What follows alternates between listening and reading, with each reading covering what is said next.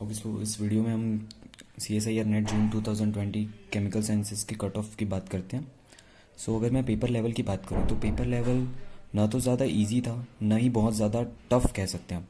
हाँ, बट अगर आप कंपैरिजन करेंगे लास्ट कुछ सालों में, तो इससे टफ पेपर सिर्फ जून 2019 में आया था। सो जो लेवल का टफ, मतलब जो एग्ज़ाम का टफनेस लेवल था, वो ऑलमोस्ट जून 2019 के जैसा ही था। अगर डिफरेंट पार्ट्स की बात करें तो अगर फिज़िकल इजी, इजी कहने का मतलब ये है कि मैं बाकी दो सब्जेक्ट से कंपेयर कर रहा हूँ। तो फिज़िकल जो था वो इजी था as compare to organic and inorganic.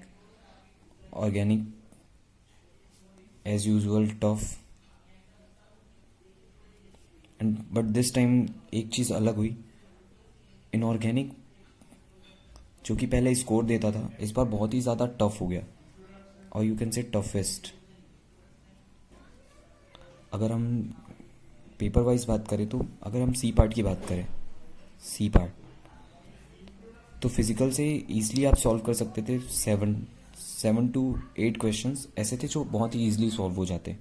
Similarly अगर आप ऑर्गेनिक की बात करें तो ऑर्गेनिक में भी ऐसा ही कुछ था। 5 to 6 क्वेश्चन थे जो बहुत ईजी थे, जो सबसे सॉल्व हो सकते थे। सिमिलरली इनऑर्गेनिक में अगर बात करें तो वहाँ भी वैसे ही था, 5 to 6 क्वेश्चन थे जो बहुत ईजी थे।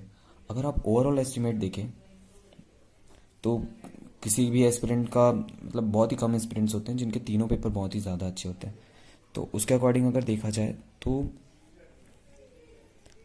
अगर हम एवरेज निकालें कि किसी ने 2 सब्जेक्ट किया होगा, किसी ने 3 सब्जेक्ट किया होगा, तो वो ईज़िली सी पार्ट से 13 to 14 क्वेश्चंस ऐसे थे जो ईज़िली सॉल्व कर सकते थे सब। नाउ अब स्कोर डिसाइडिंग फैक्टर कौन सा होगा?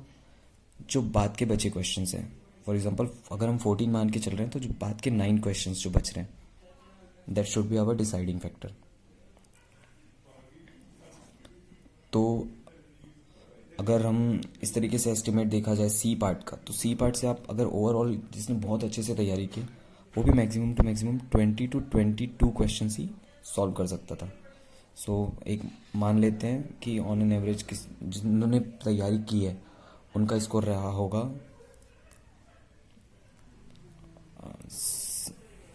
70। ये एक बहुत ही अच्छा स्कोर है सी पार्ट में फॉर दिस टाइम। सिमिलरली अगर हम बी पार्ट की बात करें, बी पार्ट तो बी पार्ट का लेवल तो बहुत ही ज़्यादा टफ था इस बार। मतलब लास्ट टाइम के कंपैरिजन, लास्ट टाइम जैसा कि सब कह रहे थे कि सी पार्ट बहुत इजी था और बी पार्ट टफ था, इस बार बी पार्ट टफेस्ट था। इवन जून, अगर जून 2019 से कंपेयर करें तो उससे भी ज़्यादा टफ था। तो अगर आप मेरी माने तो इस बी पार्ट से मैक्सिमम टू मैक्सिमम जिसने बहुत अच्छे से तैयारी की हो वो 20 क्वेश्चन ही निकाल सकता था।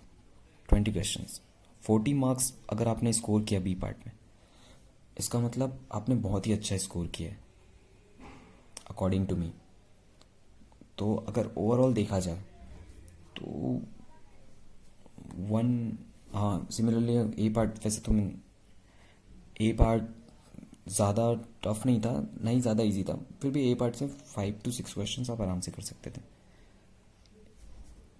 5 to 6 question, it means 10 to 12 marks. तो अगर ओवरऑल एस्टिमेट देखा जाए तो जिसने बहुत अच्छे से तैयारी की होगी, वो जिसने बहुत अच्छे से तैयारी की होगी, जिसके तीनों पेपर में बहुत अच्छा कमांड रहा होगा, वो इस एग्ज़ाम में स्कोर कर सकता था 120 to 130। That should be the average score for this examination. तो ये 120 to 130 उनके लिए जो बहुत अच्छे से तैयारी करते हैं। और हमको पता है कि ऐसे बहुत कम ही लोग होते हैं। अगर मान लो 800 सीट्स हैं तो आउट ऑफ 800 सिर्फ हार्डली 100 लोग ही होंगे जो इतना स्कोर ला रहे होंगे। अकॉर्डिंग टू मी 100 लोग ही मिलेंगे जो 120 to 130 तक स्कोर कर पा रहे होंगे। वो भी मैं शायद ज़्यादा कह रहा हूँ, 90 to 100, हाँ उससे ज़्यादा लोग नहीं होंगे जिन्होंने इतना स्कोर किया होगा for this time. So according to me cut off जो है वो सिमिलर रहेगा जून 2019। बट इस बार नंबर ऑफ़ स्टूडेंट्स ज़्यादा थे पिछली बार से, क्योंकि मे बी शायद दिसंबर वाला एग्ज़ाम नहीं होने वाला, तो नंबर ऑफ़ सीट्स भी बढ़ सकती हैं, नहीं भी बढ़ सकती, अभी कुछ श्योर नहीं है। तो अगर ऐसा होता है तो कट ऑफ होगा for general 95 to 100। This is for JRF। हाँ, हालांकि ये कम दिख रहा है बट इतना ही है, इससे ज़्यादा नहीं होगा इस बार JRF के लिए। सिमिलरली अगर OBC की बात करें तो OBC अराउंड होगा 80 to 95 JRF। खैर 95 मैंने कुछ ज़्यादा ही कह दिया, बट 95 मुझे नहीं लगता जाएगा, 80 to 85 के आसपास ही होगा JRF के लिए फॉर OBC। सो ये मेरी कैलकुलेशन थी एग्ज़ाम की। होप सो, देखते हैं सबका पेपर अच्छा गया हो। हाँ, ऐसा मुझे कुछ सोर्स से पता चला, तो अभी तो मैं सिर्फ इतना ही बता सकता हूँ। For further information I will make another video. Okay, thank you so much.